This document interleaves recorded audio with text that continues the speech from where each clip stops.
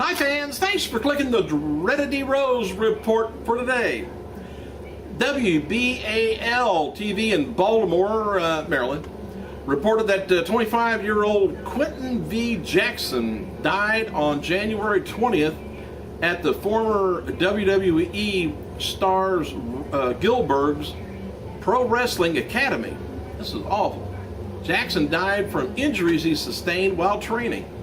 Police say that Jackson struck his head during a fall, and no foul play is expected though, but didn't say whether he fell from the ring, I'm not sure. It's kind of sketchy details on it. If I find out any more, I'll let you know, but man. Ted DiBiase confirmed on Twitter this afternoon that he is injured. DiBiase said that he will still be traveling with the SmackDown crew, hanging out with the fans at his DiBiase Posse parties. He wrote, to answer a lot of questions about me being injured, it's true. Broken wrist, torn cartilage.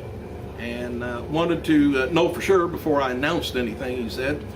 Happy birthday to WWE Hall of Famer Road Warrior Animal, 52 years old, former WCW wrestler Robert Mastro Kellum, 39 years old, and one-time TNA knockout champion Taylor Wilde, 26 years old.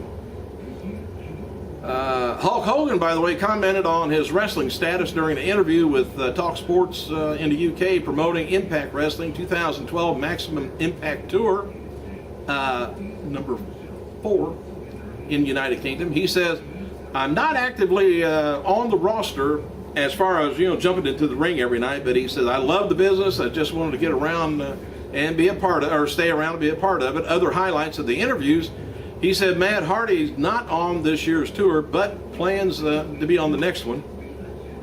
Hogan pegged Hardy and Styles as future stars of TNA, which I'm confused totally because I thought they already were. Styles has been a star for a long time over TNA.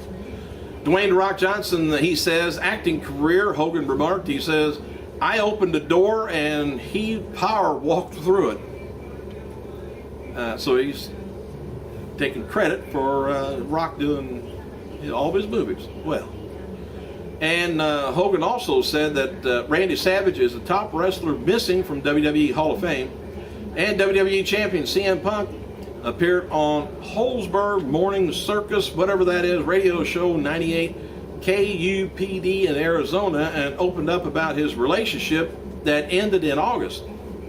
Punk, who had been romantically linked to WWE diva Beth Phoenix, didn't know if you knew that, told the host, I just ended a relationship. And when asked about whether he's upset about the relationship ending, he says, no, it doesn't hurt at all. He said, it pissed me off to watch people you love and admire become complete douchebags. That happens, I guess. People just flake. I guess I realized that it doesn't matter who it was as long as someone was her boyfriend. Punk, when she's back in action again, I would sincerely watch your back more than you do with laryngitis. Watch Beth Phoenix. Ooh, don't want to get a woman upset. Based on early talk, here's what it looks like, the tentative card for WrestleMania 28. Would you buy it? If The Rock's going to be taking on John Cena, WWE title match is going to be CM Punk taking on Jericho, Triple H taking on Undertaker. Haven't heard anything about Shawn Michaels being referee, but I can assume, can I? Big Show taking on Shaquille O'Neal. World Heavyweight title match still being announced. A Money in the Bank ladder match is still going to be announced, and the Diva match. November Survivor Series pay-per-view will now take place in Phoenix, Arizona for you guys in the hot state, while December Bragging Rights pay-per-view is going to be in Memphis, Tennessee in the cooler state. Based upon recent changes, here's kind of the update pay-per-view lineup for this year. Please make a note of it. Royal Rumble, January 29th, St. Louis. Elimination Chamber, February 19th, Milwaukee. WrestleMania 28, of course, down in Miami, April 1st. WrestleMania 28, Extreme Rules, April 29th in Chicago. Over the Limits, going to be May 20th, Raleigh, North Carolina. Fatal 4-Way is going to be June 17th, Toronto. TLC, July 15th, Las Vegas. SummerSlam, August 19th in Los Angeles. Night of Champions, September 23rd in Dallas. Hell in the Cell, October 28th in Philadelphia. Bragging Rights, November 18th, Phoenix. Bragging Rights, that Survivor Series is going to be in Phoenix. Bragging Rights, December 16th, Memphis. And WWE Hall of Famer, I already told you that, Road Warrior Animal 51. Former WWE Diva Melina and WWE announcer Lillian Garcia is going to be appearing at the Chiller Theater Toy Model and Film Expo late in January. Hang on. I'm going to go through all the months here in a minute, but it's actually going to be in April at Poughkeepsie, New Jersey.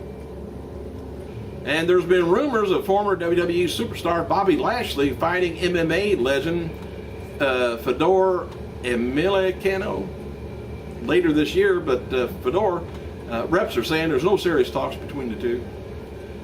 World heavyweight champion Daniel Bryant wrote the following on Twitter yesterday regarding his mentor William Regal, having a dance-off with Brodus Clay. He says, I was appalled at Steven Regal. I don't know where I keep coming up with that name from, but it's the lovely William Regal. He says, my mentor and one of the ruthless men I ever seen. He said it was a sad punchline to see him doing a dance-off with Brodus Clay. Matches for tonight's TNA Impact includes Tara taking on Velvet Sky and Nikki James in the three-way. #1 contenders match also. Zema Ion and Alex Shelley, they're going at it. ODB and Eric Young taking on Angelina Love and Winner. How does Eric Young get involved with these women matches? Matt Morgan and Samoa Joe taking on each other, and Bully Ray and Robert Roode taking on Storm and Hardy in a tables match. It was reported a few weeks back that Ric Flair and the TNA crew watched the Four Horsemen WWE Hall of Fame vignette on Raw backstage at Impact Wrestling taping that night. Anyway, here's the story on this. Triple H actually called Flair that day to tell him about the Horsemen being inducted to the Hall of Fame. But TNA tapings were already over by the time the video had aired on Raw. Flair was at a bar, you might know, with some of the TNA crew watching the LSU taking on Alabama game when John Laurinaitis texted him to tell him when it was going to be airing. Well, anyway, Flair was in tears as he watched the video of his co-workers.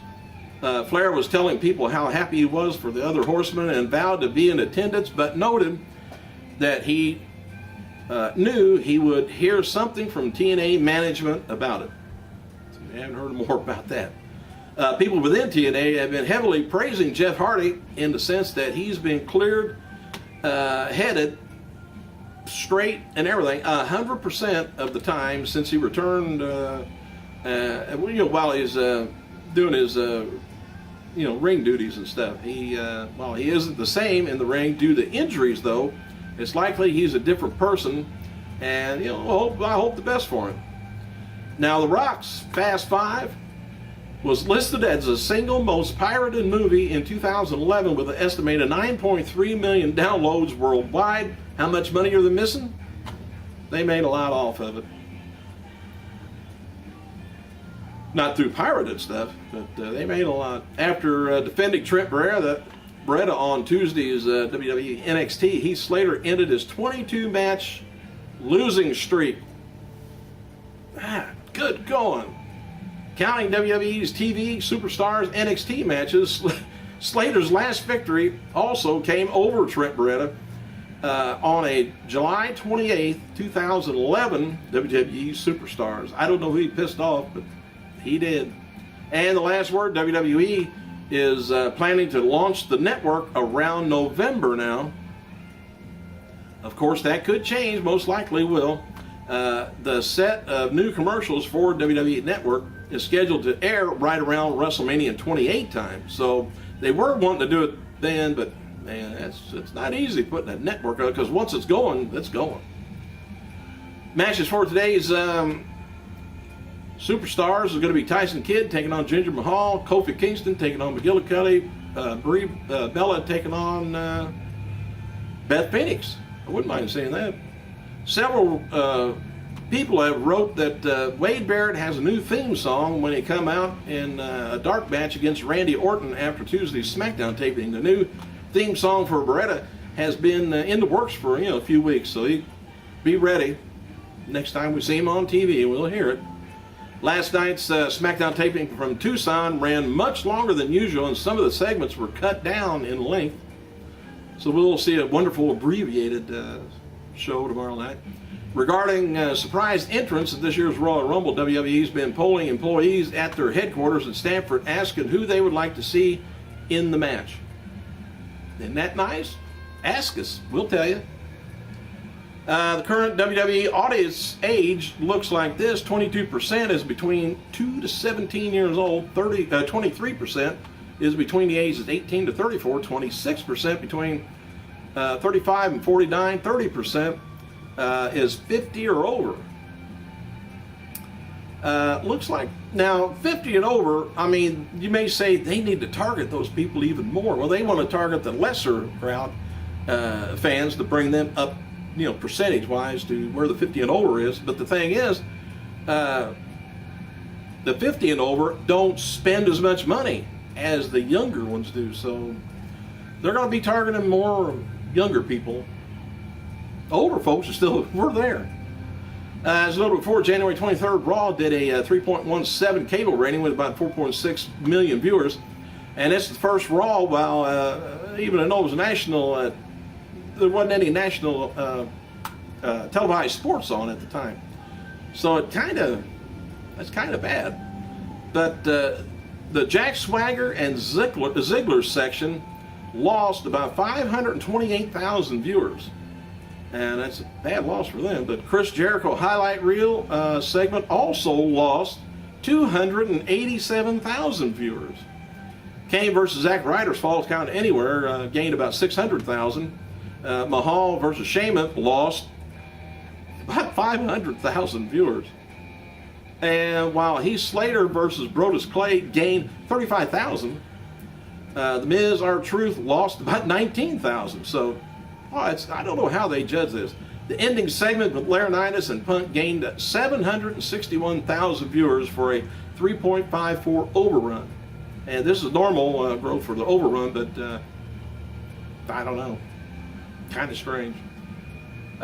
Here's some attendance figures that kind of round out the 15 minutes I'm on here, or close to it. Super Show in Winnipeg did about 6,000 fans. $240,000. Fargo, North Dakota, Raw, or let's see, just says a Super Show. It doesn't say what Raw or SmackDown. It did about 6,000 fans. $145,000. In La Cruz, New Mexico did about 7,200 fans for $200,000 gate. Triple H is being advertised for March 12th, Raw Super Show in Cleveland. The same show The Rock is scheduled to be on.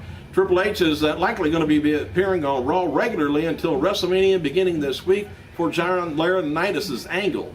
So we'll see. I doubt the sucker's going to get fired. As noted before, Triple H is versus Undertaker scheduled for WrestleMania. Possibly that WWE may shop the Legend House reality TV show to other networks if the launch of their own network is significantly delayed. So we'll see on that. Let's see, what else have I got here? Oh, officials are looking into doing 3D theater presentations of SummerSlam pay-per-view after UFC recently announced a similar plan. So we'll see how that goes. I'm going to get off here. I got some more news. I'll hold it till tomorrow. Thank you guys for clicking. I got to go.